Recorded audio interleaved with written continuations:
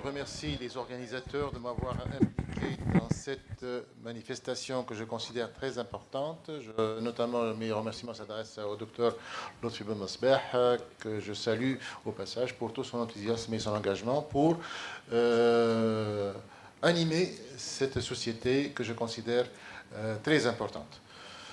Bon, alors,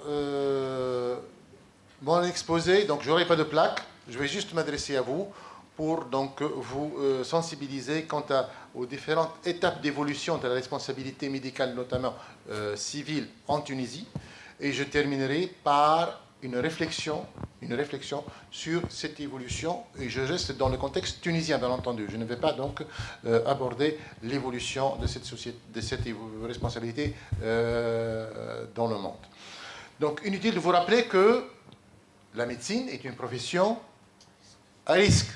Votre présence aujourd'hui en est un des témoins. À l'occasion de son activité professionnelle, le médecin court le risque de voir sa responsabilité engagée, et ceci quelles que soient ses qualités, quel que soit son mode d'exercice, quelle que soit sa position.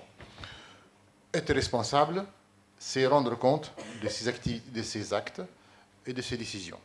Donc le médecin doit pouvoir, en toutes circonstances, justifier ses décisions et de ses actes. En tant que citoyen, le médecin doit rendre compte de ses décisions devant la société, c'est sa responsabilité civile. Et en tant que médecin, il doit rendre compte de ses actes devant ses pairs, ce qui est donc sa responsabilité disciplinaire. Je rappelle qu'il y a deux textes importants qui régissent la profession médicale.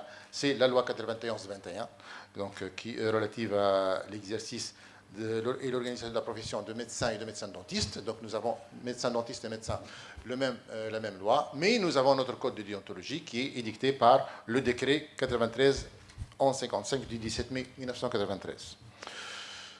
Je précise que, toujours dans l'introduction, que l'approche juridique de la responsabilité médicale se base sur deux concepts. Le premier, c'est la notion d'obligation de moyens. Le second, c'est la nécessité d'une preuve prouvée pour laquelle preuve prouvée a été responsable d'un dommage et qu'il existe donc la relation entre ce dommage et cette faute. Donc ce sont les bases juridiques de la poursuite pour responsabilité médicale. Alors, bien que le terme de responsable et de responsabilité soit perçu parfois comme une stigmatisation des actes et des médecins, ce terme doit être distingué clairement de la culpabilité. La culpabilité est réfutée par les médecins, il faut qu'elle soit prouvée, donc là il y a deux concepts totalement différents.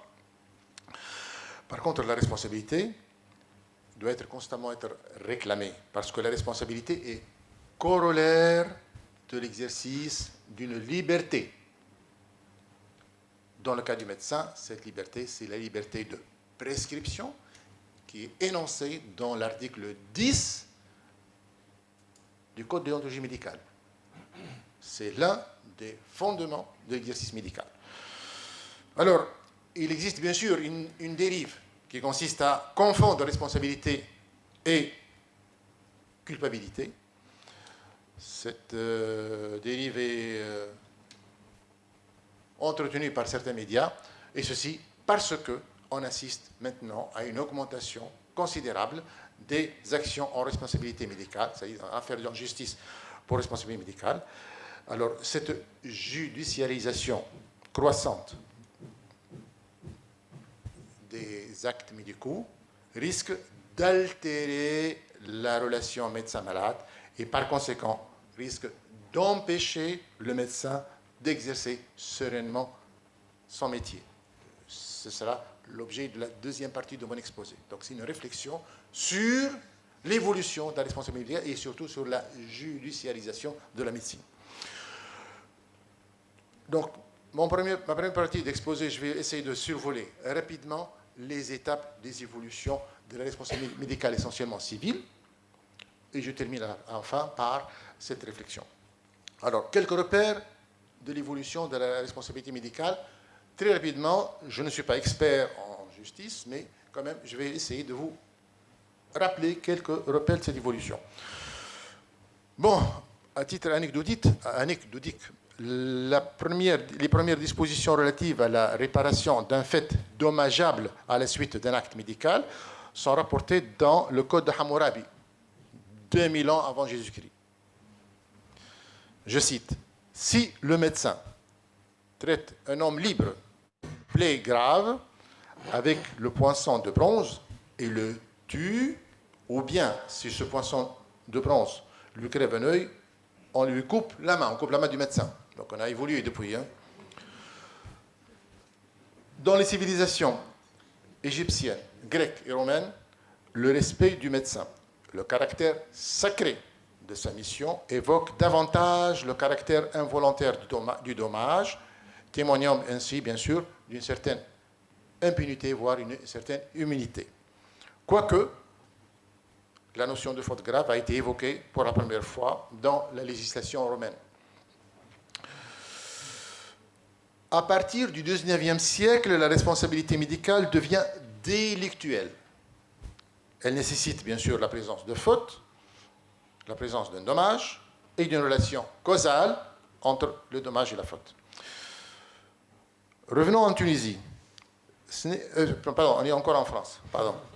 En 1936, l'arrêt Mercier, non, c'est une étape importante, l'arrêt Mercier introduit la responsabilité contractuelle, partant du principe qu'il se forme entre le médecin et son patient un véritable contrat comportant pour le praticien l'engagement de lui donner des soins consciencieux, attentifs, conformes aux données acquises de la science, et bien entendu, la violation, même involontaire, de cette obligation contractuelle engage la responsabilité contractuelle de ce médecin. Donc ça va de soi. Donc en Tunisie, on parle donc, de cette responsabilité pour faute. Jusqu'en 2004, la première fois, on passe à la présomption de faute. C'est-à-dire, on est toujours dans la logique de responsabilité pour faute. Donc, ça devient une responsabilité pour risque, qui engage la preuve que la faute de la part du victime.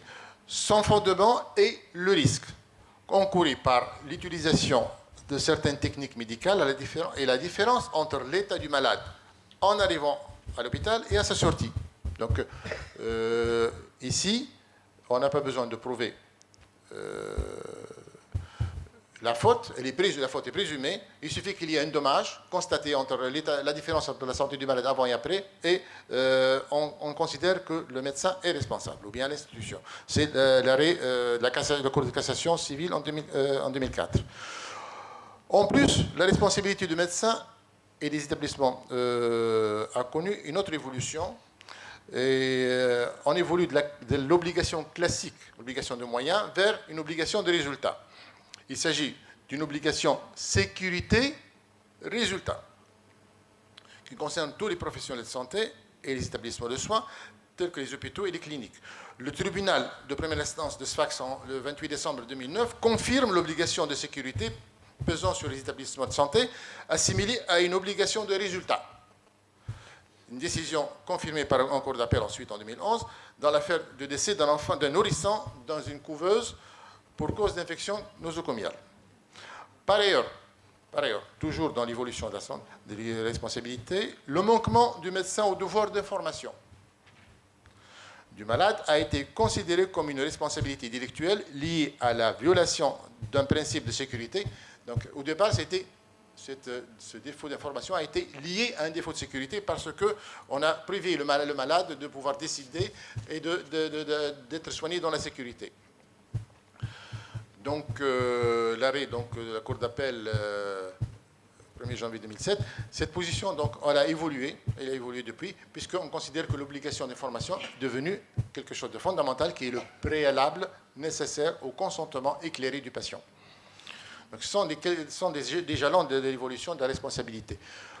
On arrive à un point important qui est la réparation des préjudices sans faute. Dans une logique de responsabilité médicale pour faute, il n'est pas concevable de pénaliser le corps médical en l'absence de faute. Ça va de soi. En mettant systématiquement à sa charge la réparation des préjudices lourds consécutifs à un acte médical. La seule solution équitable serait donc de faire peser la charge de la réparation de ces accidents sur la collectivité. Donc c'est un peu ce qui s'est passé, qui vient d'être cité dans les exposés précédents concernant la loi de 4 mars 2002, dite la loi Kouchner, qui, bien sûr, je résume, grosso modo, en cas de faute, la réparation des accidents médicaux serait donc assurée par les assurances professionnelles. En l'absence de faute, au cas d'aléa thérapeutique, c'est la collectivité donc, qui supporte ce dédommagement. Chose qui n'existe pas encore en Tunisie. Donc, en l'absence de ces dispositions, la jurisprudence tunisienne, voulant inconditionnellement indemniser les victimes des accidents médicaux, a fini par déformer la notion de faute et la confondre avec la notion d'aléa thérapeutique, malheureusement. Donc, il paraît actuellement qu'un projet de loi sur la responsabilité médicale est en cours de préparation au ministère de la Santé depuis le mois d'août 2015. Bon, de fuite, enfin, on a appris que ce texte comporterait premièrement la disposition qui obligerait les médecins à contracter une assurance en responsabilité civile, et il paraît qu'on réfléchit sérieusement à monter ou mettre en place un fonds de solidarité pour compenser les accidents médicaux sans faute. Donc là, ça reste un projet, on n'a pas encore la confirmation. Je dirais un mot rapidement sur la responsabilité la responsabilité pénale du médecin. Pour dire tout d'abord que la responsabilité pénale est individuelle, elle ne peut pas être donc couverte par une assurance, ça va de soi. Les professionnels de santé ne sont pas à l'abri des poursuites pénales en cas d'infraction au code pénal. Bien entendu, il s'agirait bien sûr de la violation de secret professionnel, de blessures ou homicide involontaire, délivrance de certificats médicaux, de faux certificats bien sûr, l'avortement illicite, l'exercice illégal de la médecine, l'infraction à la réglementation des substances vénéneuses, l'infraction à la réglementation de la médecine de reproduction, l'infraction à la réglementation des prélèvements d'organes et la non-assistance de personnes engendrées. Mais là, la liste est longue, je ne vais pas m'attarder là-dessus. Un mot pour vous rappeler que le médecin aussi a une responsabilité disciplinaire, que les dispositions du Code de déontologie médicale s'imposent à tous les médecins inscrits au tableau de l'ordre des médecins. Bien sûr, les infractions à ce code, aux dispositions de ce code, relèvent de la juridiction de la discipline de l'ordre des médecins. Donc ça va de soi. La seule remarque que je voudrais placer ici, c'est que notre code date de 1993.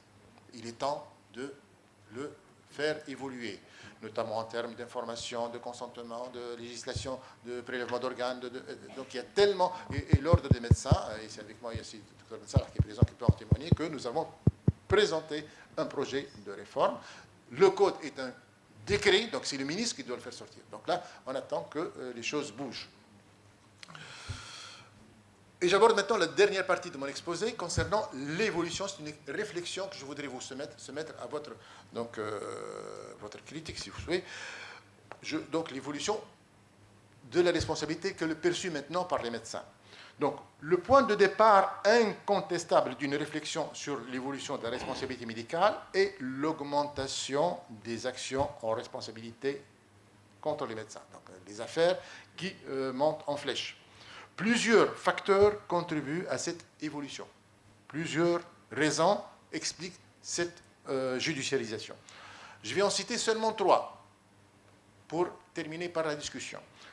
Le premier, c'est le progrès médical a modifié l'état d'esprit de nos citoyens face aux problèmes de la santé. Donc, les médias nous montrent des images et des process techniques et des prouesses techniques, des découvertes scientifiques magnifique, mais la perception qui en est faite n'est pas nécessairement celle d'un exploit ponctuel ou bien d'un espoir thérapeutique.